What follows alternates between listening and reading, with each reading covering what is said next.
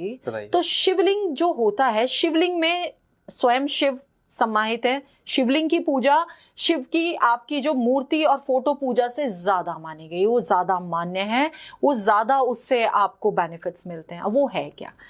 अब इसमें एक स्टोरी है कि एक पुराने टाइम पे एक बार अपना ये विष्णु जी और ब्रह्मा जी के बीच में अपने अपने कार्य क्षेत्र को लेके विवाद हो गया कि मेरा कार्य क्षेत्र ज्यादा है, वो कहे मैं बड़ा और तुम बड़े। तो उसके बीच में एक आप ये कह लो कि एक ज्योतिर्स्तंभ स्थापित हुआ। ज्योतिर्स्तंभ स्थापित का क्या मतलब? एक ऐसा स्तंभ जिसकी ऊर्जा आप कितने सूर्य लगा लो उससे भी ज्यादा उसकी ऊर्जा है। मतलब सूर्य की ऊर्जा हम नहीं ग्रहण कर सकते। अब आप ये सोच लो कि उससे 100 गुनी ऊर्जा उस ज्योतिर्स्तंभ की है। तो वो ज्योतिर्स्तंभ बीच में स्थापित हुआ, प्रकट हुआ। तो उसमें ये कि अब इसका आदि और अनंत आपको नापना है। तो एक ब्रह्मा जी को कहा गया कि आप इसका आदि और आप इसका शुरुआत कहाँ से हुई आप नाप के आए तो आप बढ़े, और अगर विष्णु जी को कहा गया कि आपने इसका अगर अंत नाप लिया तो आप बढ़े। तो दोनों में से जो नाप के आएगा पहले वो जीत जाएगा। ठीक है, बहुत सिंपल शब्दों में बता रही हूं मैं लोगों को कि समझ पाए, लोग कनेक्ट कर पाए।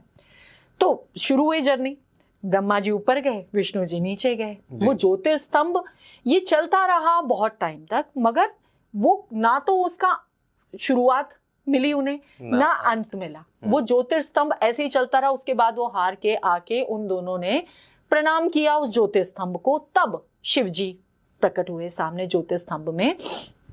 तब उन्होंने उस चीज को कि अब हम ये मान गए कि ये चीज आपकी जो ऊर्जा है इसका कोई आदि ना अनंत कुछ है ही नहीं, सब कुछ आपसे ही शुरू है, आप ही पे खत्म है।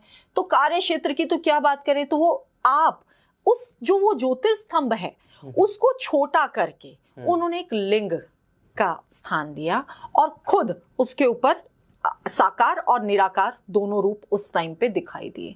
तो साकार रूप भी दिखा शिव जी का, निराकार रूप भी दिखा।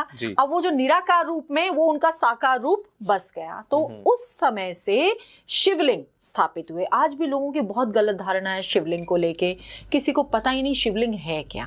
तो शिवलिंग एक वो ज्योतिर्स्तंभ है जो कि उन्होंने, शिव जी ने ही उसको एक छोटा रूप देके उसमें उस दिन से फिर ब्रह्मा जी और विष्णु जी ने सबसे पहले उसकी स्तुति की और उसके बाद से उसकी पूजा होती जा रही है। अब ये ऊर्जा